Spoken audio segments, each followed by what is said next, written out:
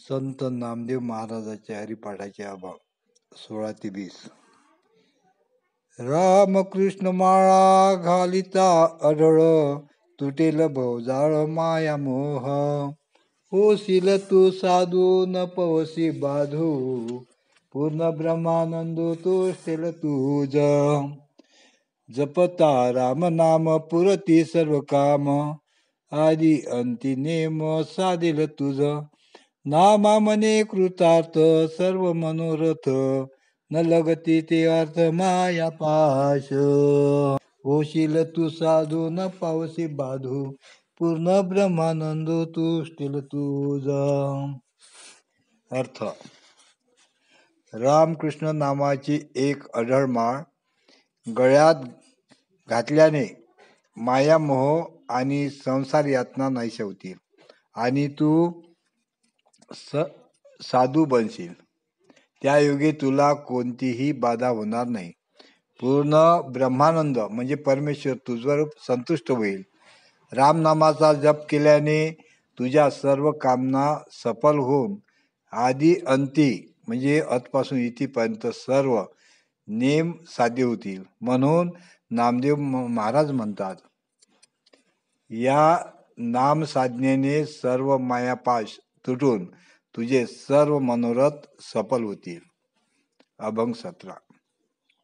शरीर संपत्ती मायेचे टवाळ, वायाची पालाळ मिरवितोसी.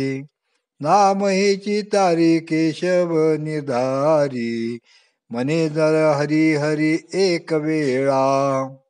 स्मरता गोपाळ राम वंदितील येम, न लागती नेम मंत्र बाधा. नामा मने सार मंत्र तो उत्तम, राम हेची नाम स्मरकारे. नाम हेची तारी केशव निधारी, मने हरी हरी एक वेळा. अर्थ: शरीर संपत्ती हा केवळ मायेचा खेळ आहे. त्यामुळे उगाचच खोटी प्रतिष्ठा का मिरवतोस. केशव नामच निश्चित तारक आहे. म्हणून तू एक वेळ तरी हरी हरी म्हणत जा. गोपाळ राम ह्या नामाचे स्मरण करणाऱ्यास यमधर्म वंदन करतो. त्यासाठी नियम मंत्राची आवश्यकता नाही. उत्तम हा रामनाम मंत्र सर्वाचे सार आहे. म्हणून त्याचे स्मरण करीत जा, असे नामदेव महाराज म्हणतात. कृष्ण कथा सांग जेने तुटे पांग, न लागे तुझ उद्योग करणे काही. समर्थ सोयरा राम हा निदान, जेनी जनार्दन एक घ्याई. नाम हेची सार नाम हेची सार, तराल निर्धार श्रुती सांगे. नामा मने उच्चार राम कृष्ण सार, तुटेल इरझार भवाब्दीची. समर्थ सोयरा राम हा निधान, जेनी जनार्दन एक घाय घ्याई. अर्थ: भगवान कृष्णाची कथा सांगत जा, म्हणजे तुझे पांग फिरतील. तुला दुसरा उद्योग करावयासच नको. राम हाच श्रेष्ठ सोयरा असून तोच तुझा ठेवाई आहे आणि जनात तोच जनार्दन आहे. त्याचे अनन्य भावाने स्मरण कर. रामनाम हेच एक सार असून त्यानेच तुम्ही निश्चितपणे तरुण जाल, असे वेदही सांगतात. म्हणून नामदेव महाराज म्हणतात की नामोच्चार केल्याने संसार सागराचे म्हणजे जन्म मरणाचे फेरे चुकतील.